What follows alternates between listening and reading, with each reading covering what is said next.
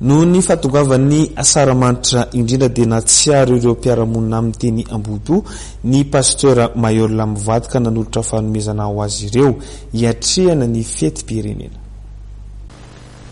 Nahatsiaro ireo mpiara-monina sy mpifanolobody-rindrina aminy eny amin'ny faritra Ambohipo iny ny Pasteur Mailhol mivady tamin'ny alalan'ny fanomezana vola ho solobody akoho sy menaka ary savony sy labozia ho an'ireo zokiolona ary arendrina ho an'ny kilonga madinika zanaky ny sahirana. Izao hetsika izao araka nambaran'ny Pasteur Mailhol dia noho ny fangatahan'ny mpitantana eo anivon'ny fokotany. Fetim-pirenena moa zany zao dia miangavy le vahoaka sy ny fokotany hoe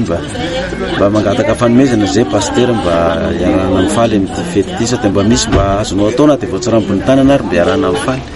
be antitra sy ny ankizy zany dia teo koa reo mpanao fanatanjahantena koa mbola niangavy hoe sao dia mba misy azo mba hanapihana koa pasteur mba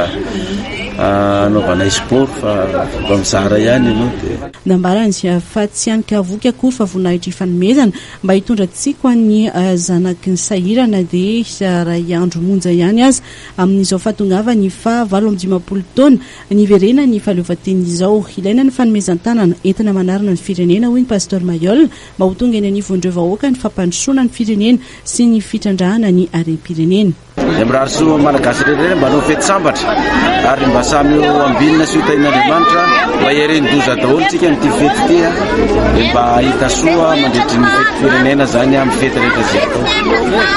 Eto zany ny toerana terahany vadiko dia eto koa ny tanàna nipetrahana nandritry zay fa 20 taona mahery zay koa dia zay ny antony hoe akaiky volany maintiarina ka raha hanao an'izany fanomezana zany dia tsy maintsy ny eto tanàna aloha no hanombohana anazy zany fa raha misy no azo atao moa ho an'ny malagasy rehetra dia mba mitondra zay voatsirambony tanana eo ihany.